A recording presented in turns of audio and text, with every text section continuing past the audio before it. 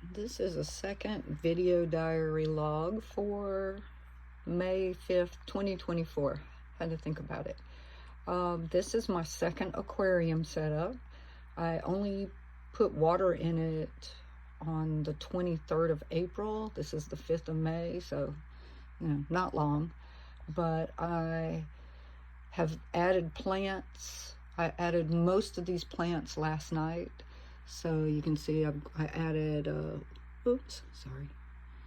added a crypt here and here, and I've added a couple of Java ferns. This one is glued to a rock. This one here is just wedged into the piece of driftwood.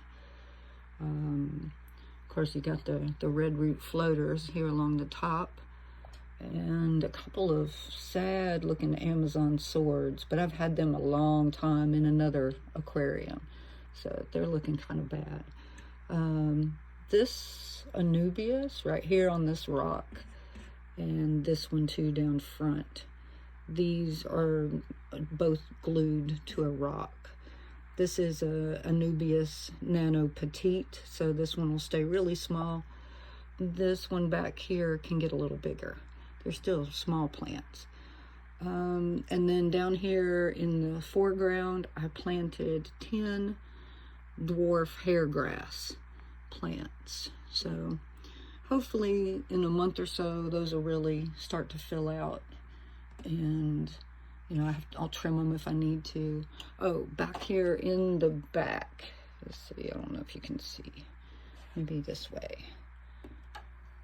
This little fuzzy looking one back here, I don't think it's going to stay here, but that is a green Kambamba Carolina or something like that. I like the way it looked though, so it's just in here for the time being. This little mini filter, sponge filter, is for a different setup. I'm just trying to let it get some of the beneficial bacteria from this tank as I set it up. There's nothing in here yet as far as live inhabitants. It's just the plants. They help to get it ready for whatever kind of fish or shrimp or whatever you put in here.